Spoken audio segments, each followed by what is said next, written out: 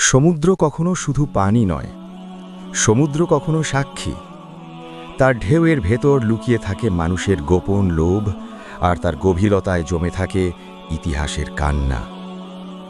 এই গল্প তেমনই এক কান্নার গল্প, এক জাতির গল্প যারা প্রকাশ্যে আল্লাহর বিরুদ্ধে বিদ্রোহ করেনি, কিন্তু আল্লাহর আদেশকে বুদ্ধির খেলায় পরিণত করতে চেয়েছিল।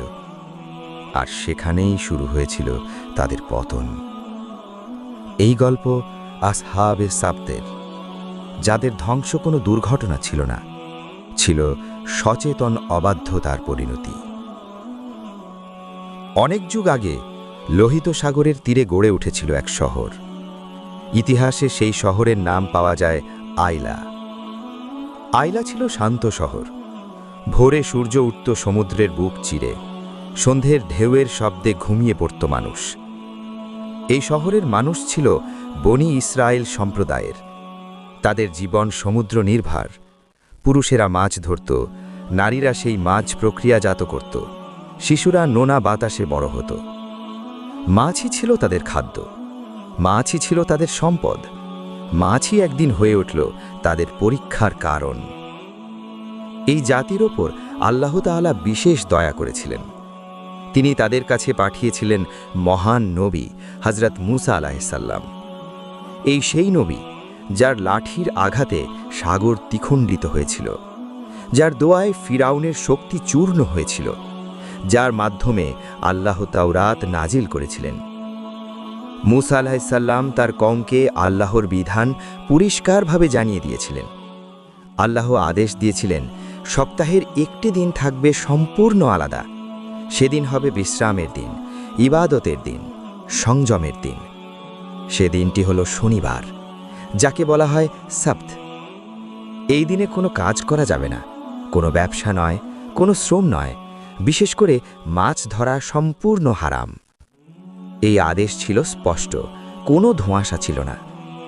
শুরুতে আয়লার মানুষ এই আদেশ মানত।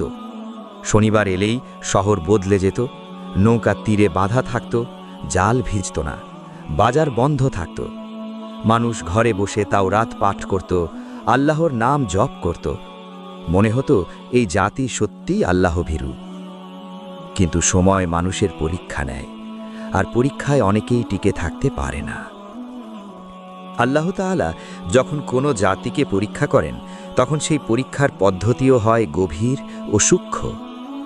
তিনি এমন ব্যবস্থা করলেন, যেদিন মাছ ধরা হালাল, সেদিন সমুদ্রে মাছ পাওয়া যেত খুব কম। জেলেরা জাল ফেলত, ঘণ্টার পর ঘণ্টা অপেক্ষা করত, কিন্তু জাল উঠত প্রায় খালি। আর যেদিন শনিবার আসত, যেদিন মাছ ধরা নিষিদ্ধ, সেদিন সমুদ্র যেন প্রাণ ফিরে পেত। মাছ ঝাঁকে ঝাঁকে পানির ওপর ভেসে উঠত, ঢেউয়ের ফাঁকে ফাঁকে চকচক করত তাদের দেহ। এত কাছে, হাত বাড়ালেই ধরা যায়।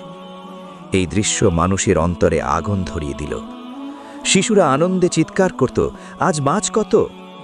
নারীরা দীর্ঘ শ্বাস ফেলত, পুরুষেরা দাঁড়িয়ে দাঁড়িয়ে দাঁত চেপে ধরত। প্রথমে মানুষ শুধু তাকিয়ে থাকত, তারপর প্রশ্ন করত, তারপর যুক্তি খুঁজত। আমরা কি মরব? একদিন মাছ না ধরলে কি আল্লাহর রিজিক বন্ধ করে দেবেন? আল্লাহ কি আমাদের কষ্ট দিতে চান? এই প্রশ্নগুলোর ফাঁক দিয়েই শয়তান প্রবেশ করল। ধীরে ধীরে আয়লার মানুষ তিনটি দলে ভাগ হয়ে গেল। প্রথম দলটি ছিল সবচেয়ে বিপজ্জনক। তারা নিজেদের খুব বুদ্ধিমান ভাবত। তারা আল্লাহর আদেশ অস্বীকার করেনি মুখে, কিন্তু অন্তরে সেই আদেশ মানতে চায়নি। তারা বলতো, আমরা তো শনিবার মাছ ধরছি না, আমরা শুধু পরিস্থিতির সুবিধা নিচ্ছি। এই সুবিধা নেওয়াই ছিল তাদের সর্বনাশ। তারা শুক্রবার বিকেলে সমুদ্রের ধারে ছোট ছোট খাল কেটে দিত, পানি প্রবাহের পথ বানাত। শনিবার মাছ সেই খালে ঢুকে পড়ত, আর রবিবার সকালে তারা খাল বন্ধ করে মাছ তুলে নিত। তাদের যুক্তি ছিল, আমরা তো শনিবার জাল ফেলিনি, আমরা তো আদেশ ভাঙিনি। তারা বুঝতে পারেনি আল্লাহ বাহ্যিক অজুহাত দেখেন না, তিনি অন্তরের হিসাব নেন। দ্বিতীয় দলটি ছিল আল্লাহ ভীরু।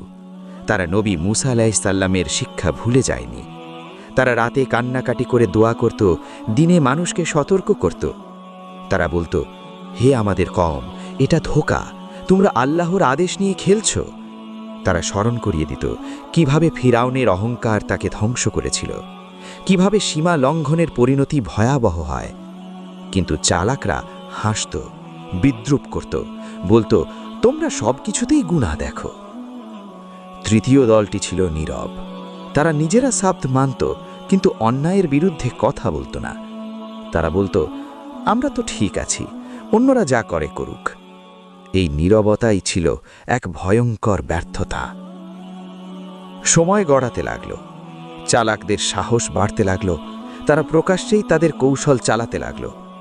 নাসিহাতকারীরা শেষবারের মতো সবাইকে ডেকে বলল, আজ যদি ফিরে না আসো, কাল আল্লাহর আযাব আসবে। কিন্তু কেউ শোনেনি। সেই রাত ছিল অদ্ভুত। আকাশ ভারী, বাতাস নিস্তব্ধ, সমুদ্র নিস্তব্ধ। শনিবার আসছিল। ভোর হওয়ার আগেই শহরে এক অজানা আতঙ্ক নেমে এলো। যারা আল্লাহর আদেশ নিয়ে চালাকি করেছিল তাদের শরীরে পরিবর্তন শুরু হলো। মুখ বিকৃত হয়ে গেল, কণ্ঠ হারিয়ে গেল, দেহে লোম গজালো। মানুষের আকৃতি হারিয়ে তারা বানরে পরিণত হল। আল্লাহ তাআলা বললেন, তোমরা লাঞ্ছিত বানরে পরিণত হও। তারা কথা বলতে পারত না, শুধু কান্না, শুধু আর্তনাদ। তারা নিজেদের পরিবারকে চিনত, কিন্তু কিছু বলতে পারত না। এই ছিল আল্লাহর শাস্তি। নাসিহতকারীরা আল্লাহর রহমতে রক্ষা পেয়েছিল। চালাকরা 3 দিনের বেশি বাঁচেনি। এরপর শহরটি নীরব হয়ে গেল। ঘরগুলো খালি, সমুদ্র আবার শান্ত। কিন্তু ইতিহাসে লেখা রইল এক ভয়ঙ্কর শিক্ষা। এই ঘটনা শুধু সেই জাতির জন্য নয়, এই ঘটনা আমাদের জন্য। আমরা কি কখনো আল্লাহর আদেশ নিয়ে অজুহাত খুঁজি না? আমরা কি কখনো হারামকে হালাল বানানোর চেষ্টা করি না? আমরা কি অন্যায় দেখে চুপ থাকি না? আসহাবে সাবত আমাদের আয়না। যে এই আয়নায় তাকিয়ে নিজেকে সংশোধন করে সে সফল। শেষ দোয়া, ভয়েস ওভার। হে আল্লাহ, আমাদের অন্তরকে সত্যের ওপর দৃঢ় রাখুন। আমাদেরকে চালাক বানাবেন না, আমাদেরকে অনুগত বানান। আমিন। এরকম ইসলামিক ও শিক্ষণীয় সুন্দর সুন্দর গল্প পেতে আমাদের চ্যানেলটি সাবস্ক্রাইব করে পাশে থাকবেন। সবসময় ঈমান ও আমলের সাথে থাকবেন। ধন্যবাদ।